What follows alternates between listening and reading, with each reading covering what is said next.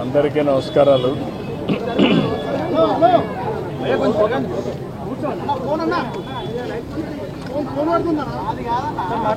కొద్దిగా జరుపుకోండి మా తమ్ముళ్ళు, కొద్దిగా జరుపుకోండి.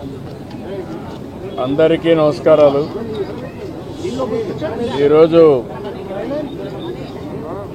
కోట శ్రీనివాసరావు గారు చనిపోవడం చాలా బాధాకరం. మొన్నటి వరకు చాలా ఉత్సాహంగా చలనచిత్ర పరిశ్రమకు ఎనలేని సేవలు అందించిన వ్యక్తి.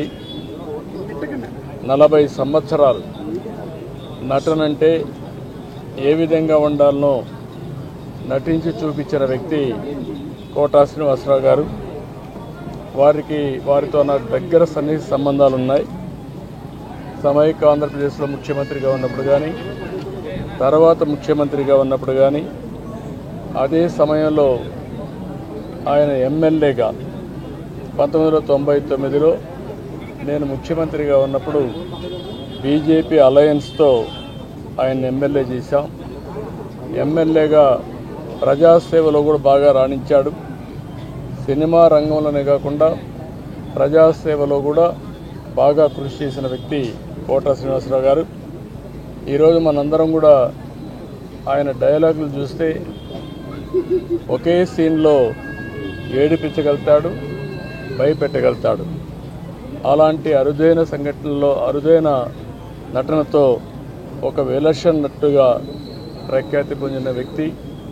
ఒక తెలుగే కాదు, తమిళ్, కన్నడ, హిందీ అనేక సినిమాల్లో 750 సినిమాల్లో నటించినటువంటి వ్యక్తి కోట శ్రీనివాసరావు గారు. ఆయనకు పద్మశ్రీ అవార్డు రావడం, ఇవన్నీ కూడా 7 నంది అవార్డు కూడా వచ్చాయి. ఈ విధంగా అనేక అవార్డులు కూడా వచ్చాయంటే ఆయన చేసిన కృషి, ఆయన యొక్క ప్రతిభే కారణం. అలాంటి ఒక మంచి నటుడిని తెలుగు రాష్ట్రాలు కోల్పోవడం చాలా బాధాకరం. చలనచిత్ర పరిశ్రమ కోల్పోవడం చాలా బాధాకరం.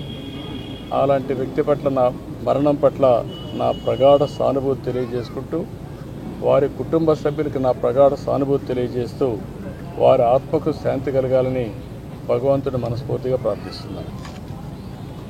కోట శ్రీనివాసరావు గారు is a great actor. Nobody can compensate his death, replace him. He worked for the last 4 decades. He acted 750 films. He acted not only in Telugu, Kannada, Tamil and also Hindi.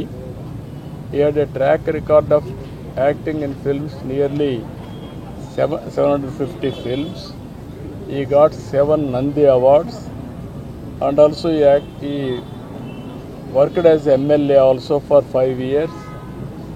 I was very happy to associate with him as public representative. When I was CM, he was MLA. He has done tremendous public service at that time. Today, we are all unable to digest his death.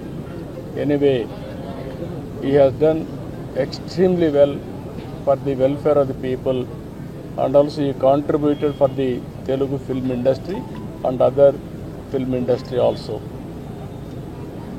I pray God to give him his soul in rest, and also I pray God to console their family members, to recoup and move forward.